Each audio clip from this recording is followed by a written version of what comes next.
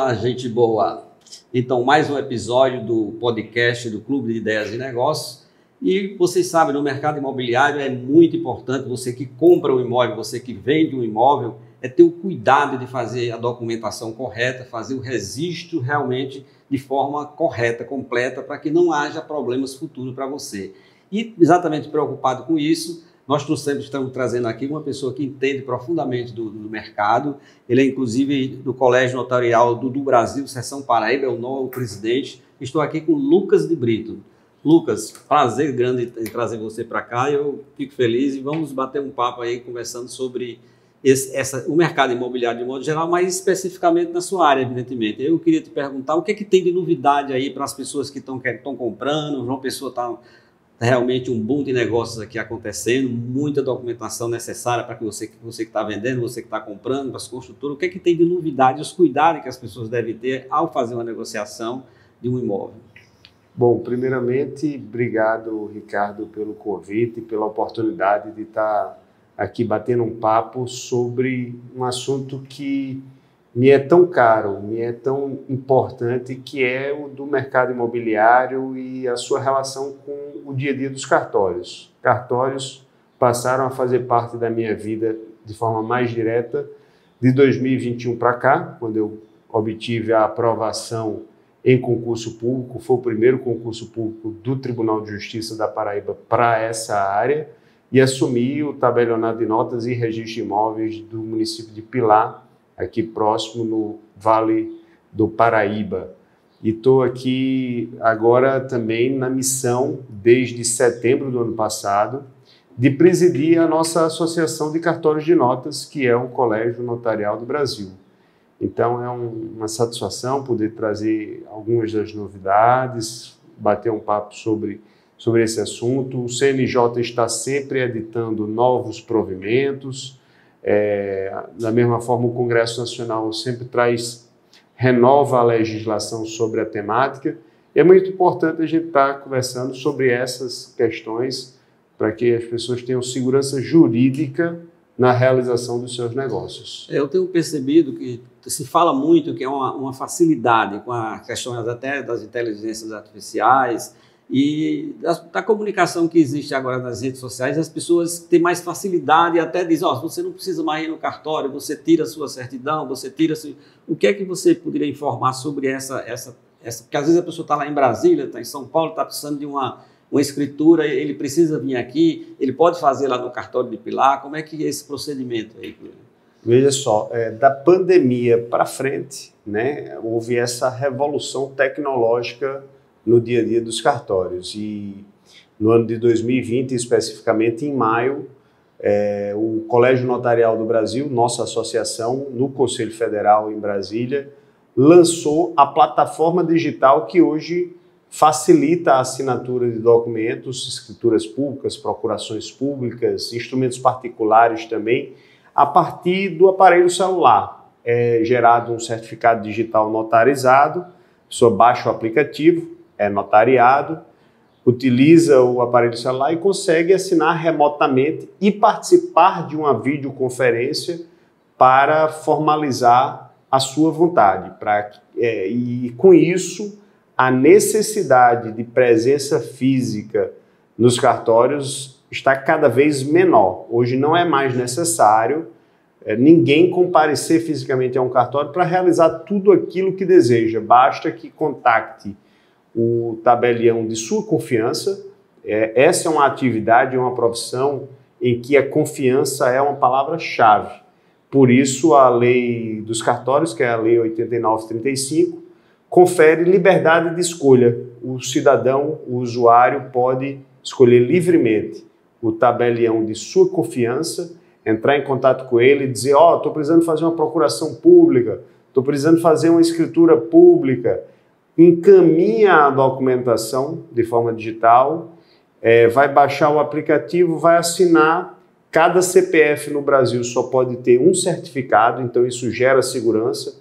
Quando vai gerar o certificado pelo cartório de forma remota, é feito um reconhecimento facial e a cada documento, além da assinatura digital, que é um simples clique no seu aparelho celular, você também faz uma videoconferência que fica gravada no sistema para a eternidade, formalizando lá à vontade o que você deseja que aconteça em relação ao seu patrimônio, em relação à outorga de poderes numa procuração pública, em relação a um testamento, a um planejamento sucessório, enfim, o leque de serviços que um cartório pode oferecer e hoje de forma digital é muito amplo.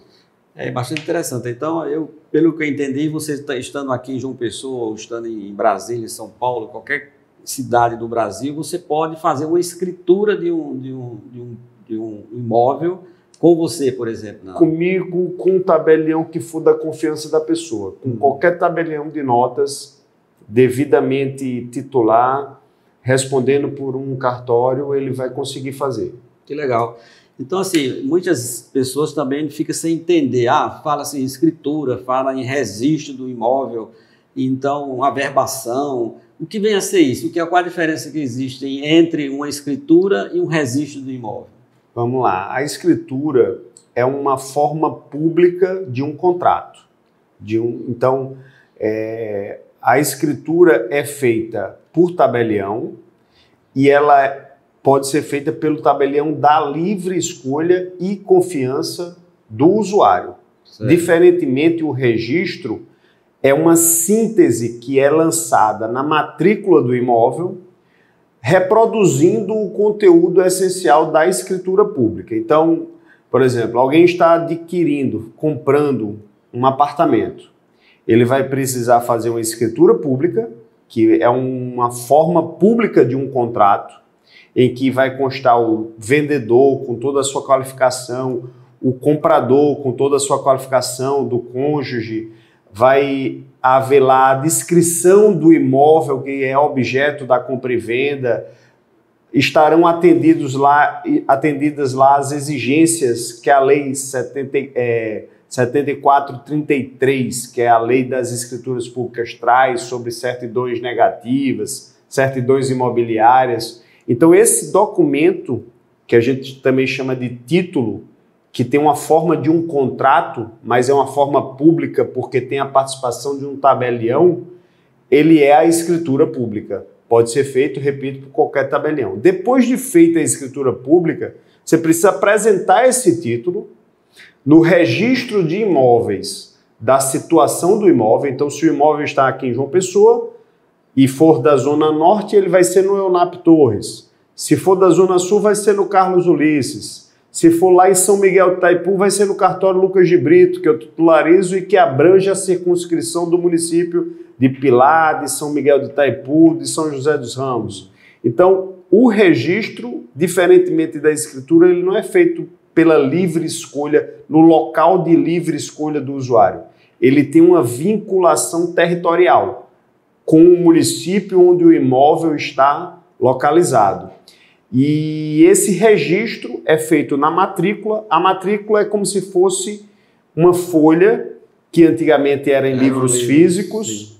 Em livros físicos, hoje são livros digitais, virtuais. Mas é uma folha corrida com toda a história do imóvel. Lá vai ter a descrição do imóvel, a descrição do proprietário, qual foi a origem daquele imóvel, se é originário de um loteamento, de um desmembramento, se é originário de um usucapião, qual é a origem daquele imóvel, vai ter lá, e vai ter a história das sucessivas transações relacionadas àquele imóvel. Quem vendeu, quem comprou, quando comprou, qual foi o título, qual escritura pública, lavrada em qual cartório. Então, o registro é a síntese que aquele título apresenta. O registrador, ele pega uma escritura ali de 3, 4 páginas e faz uma síntese de um parágrafo de 5 linhas.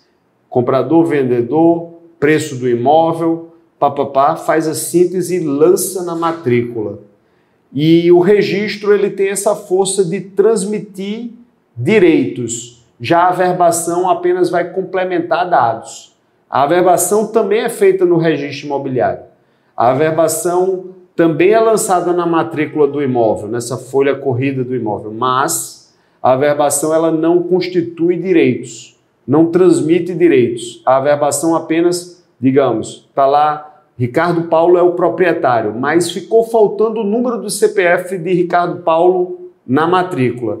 Aí o registrador faz uma averbação para sanear a matrícula, complementando um dado que estava faltando, o CPF de Ricardo Paulo, para que a especialidade subjetiva, que é a completude dos dados, tanto do proprietário quanto do próprio imóvel, estejam lá todos concentrados, é o princípio da concentração, dentro da matrícula imobiliária. Perfeito. Então, assim, qual seria o cuidado que o comprador do imóvel, ao efetuar a compra, seja qualquer construtora ou de pessoa física para pessoa física, quais são os cuidados que ele deve ter para que ele fique tranquilo em casa que realmente ele fez uma boa compra? O tabelião preenche essa necessidade social de segurança jurídica. Quando você vai a um tabelião e é feita a forma pública, a escritura pública daquela transação, o tabelião toma todos esses cuidados para você. Ele vai ali pedir a você que providencie ou perguntar se você quer que ele providencie a certidão do imóvel. Então, na certidão do imóvel, por exemplo, se esse imóvel estiver com uma penhora, vai estar lá informado e ele vai te comunicar, ó, tem uma penhora aqui, você não vai conseguir transferir para você porque ele está indisponível. Se houver uma alienação fiduciária, se o imóvel tiver sido dado em garantia a um banco, a uma instituição financeira, o tabelião vai lhe orientar e dizer, ó, aqui a gente vai precisar chamar a instituição bancária para anuir com essa transação, já que ela também tem direitos sobre esse imóvel, porque ele foi lá dado em garantia, foi dado numa alienação fiduciária.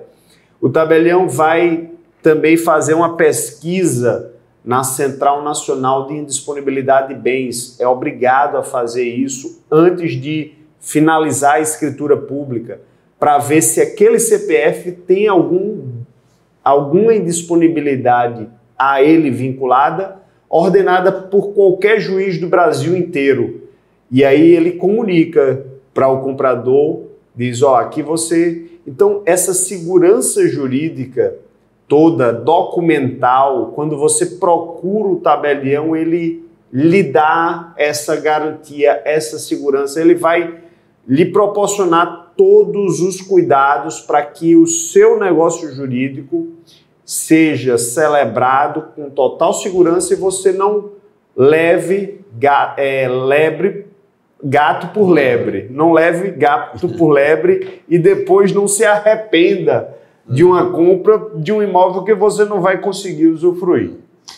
Tudo bem. Então, assim, eu percebo que essa facilidade, até pelo aplicativo, eu sou corretor e aqui com certeza são muitos corretores, tem mais de 10 mil seguidores, a maioria é corretor. Se ele quiser se usar dessa ferramenta, ele pode colocar no aplicativo e oferecer esse serviço existe uma parceria, o que é que vocês no registro de imóveis oferece para que também o corretor possa, porque o corretor é o primeiro contato que o vendedor ou a construtora tem com o cliente. Então, ele pode ajudar nesse sentido. De que forma poderia ter essa parceria aí com vocês? Os corretores, eles são grandes parceiros dos cartórios no Brasil. Então, é uma profissão que, inclusive, nós cartorários valorizamos muito porque eles fomentam a movimentação imobiliária, os negócios imobiliários.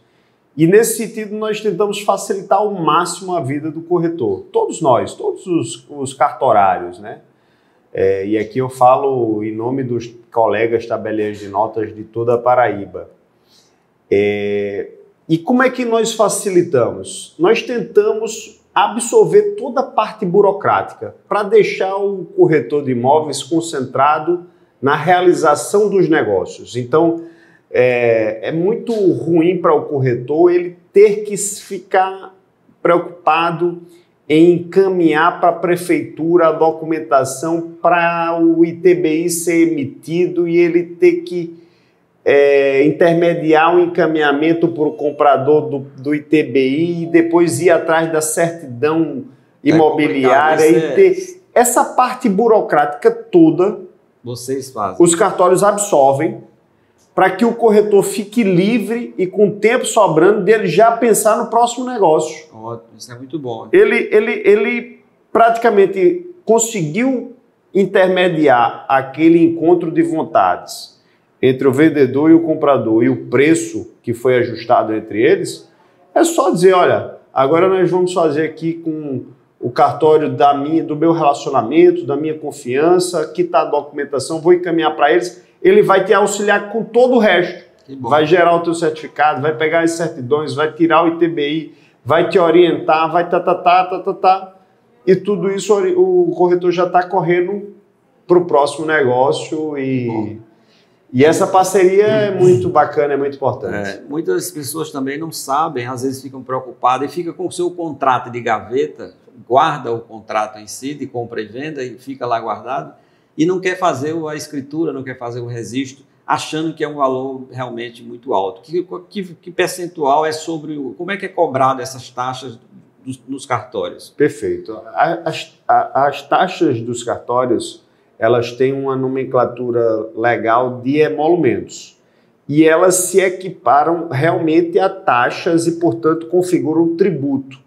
Por configurar tributo, elas só podem ser cobradas quando existe uma lei prévia que as criou e que as precificou. Então, aqui no estado da Paraíba, nós temos uma lei estadual de emolumentos. É uma lei de iniciativa do Tribunal de Justiça, aprovada na Assembleia e que cria uma tabela de emolumentos. Essa tabela de emolumentos, ela traz basicamente os seguintes preços.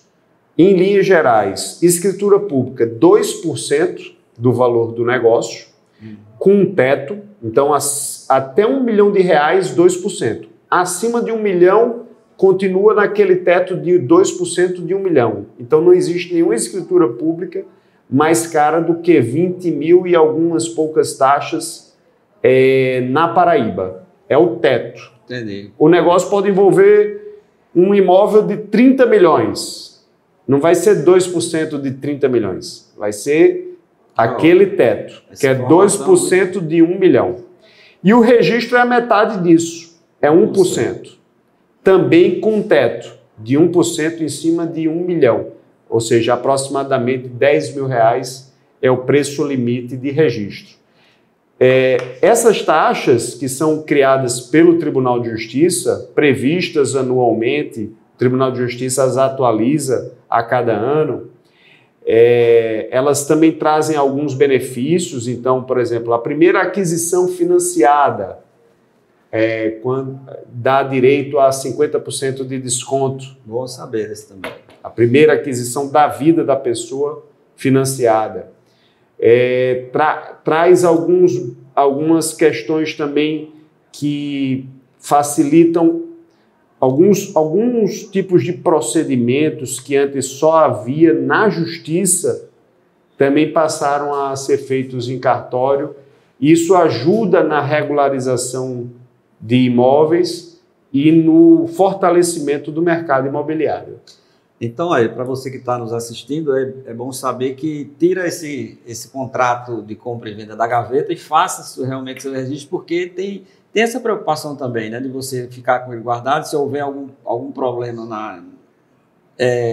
com relação a esse imóvel, juridicamente, ou uma ação, se a pessoa não tiver feito o registro, ele está correndo o risco de até perder o imóvel. Corre o risco. Então, é bom dar essa explicação. Né? Muito bom, Ricardo. Esse risco realmente existe porque o Código Civil da gente, ele prevê o seguinte, que a transmissão da propriedade, que é o direito real mais pleno e mais completo, a propriedade vai incluir o direito de uso, o direito de gozo, o direito de reivindicar a coisa, o direito de usufruir da coisa, do bem imóvel. Então, esse direito de propriedade só é transmitido com o registro imobiliário.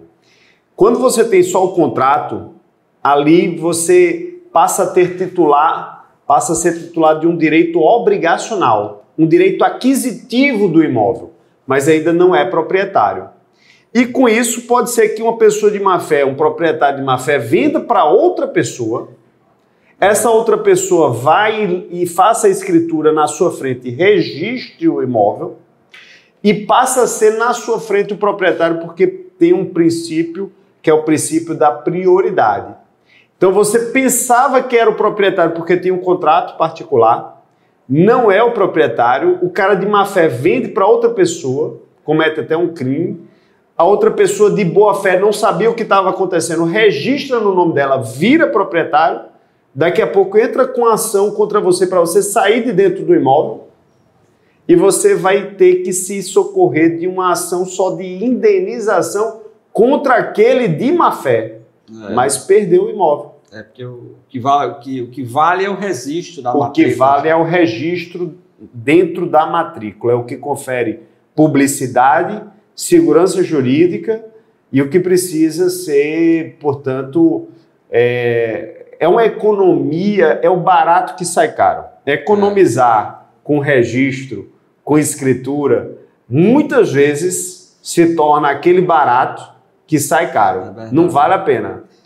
Então, assim, entrando para outro segmento, o que vem a ser, as pessoas às vezes ficam confusas, está comprando um imóvel, eu estou comprando uma construtora, aí outro diz, eu estou comprando uma incorporadora. Qual a diferença que existe aí? Explica de forma legal, juridicamente, qual a diferença que existe entre a incorporadora e a construtora, ou então tem construtora e incorporadora? Explica aí para que as pessoas passem a entender essa diferença.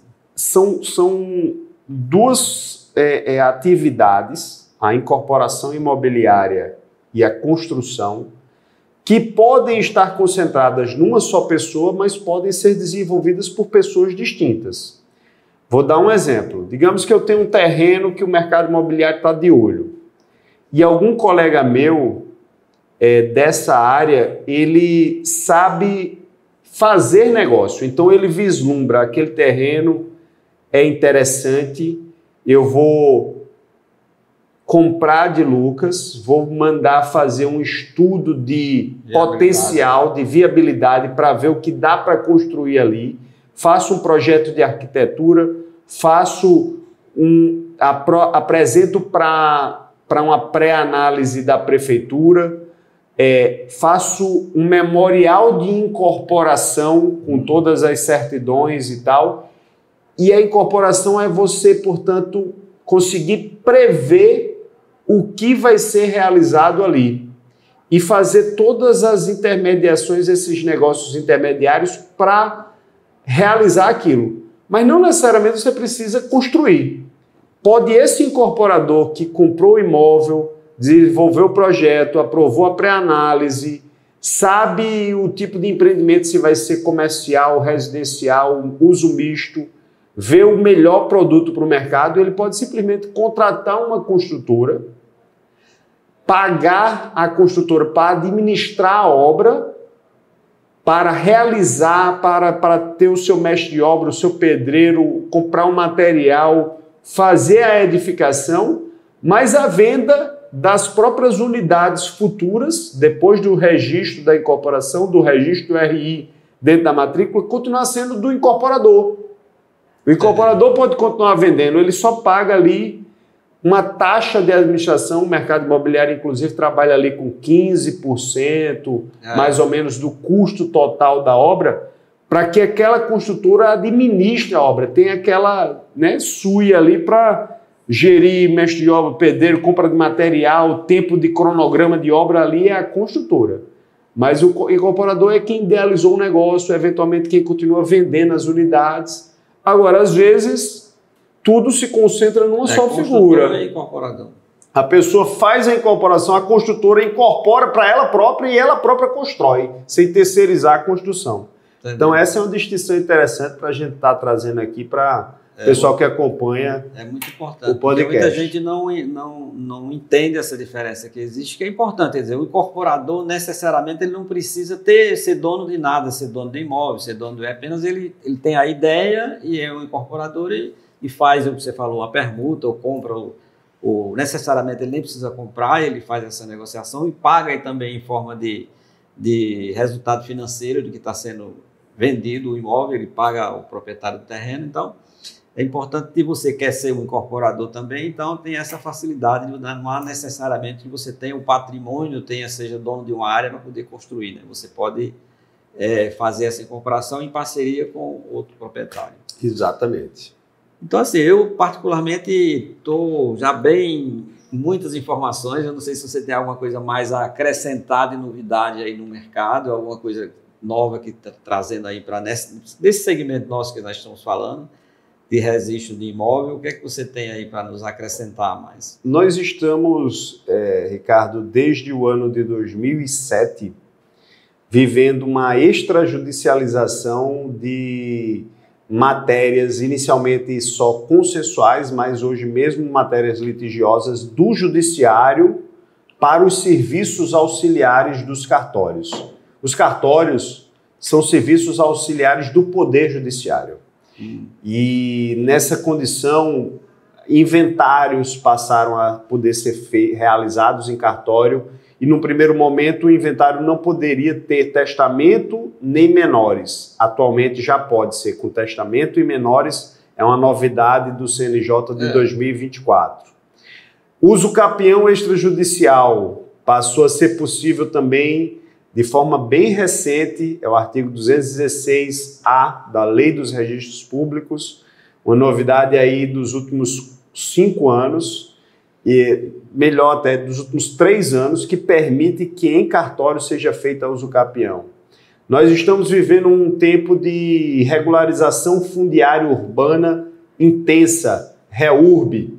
Os municípios estão sendo estimulados a fazerem parcerias com os cartórios locais, para que aquelas comunidades que são núcleos urbanos informais, consolidados já pela passagem do tempo, mas que as pessoas não têm título de propriedade daqueles imóveis, seja possível aquela área toda ser regularizada. Inclusive é uma temática que eu particularmente venho estudando no meu doutorado em Direito, que estou cursando, e que me interessa muito. Inclusive porque o nosso cartório lá em Pilar também tem essa atribuição de registro de imóveis local lá de 3 municípios, como eu estava comentando. Então, são temáticas que vão migrando da justiça para os cartórios dentro de uma lógica de desburocratizar, conferir mais eficiência, agilizar. Um inventário hoje inteiro se realiza em cartório em 1 semana, 10 dias. Uma coisa que na justiça, antigamente, nós temos ciência de inventários que duraram 10 anos, 20 anos, alguns são mais rápidos, 3 anos, 4 anos, mas é muito tempo.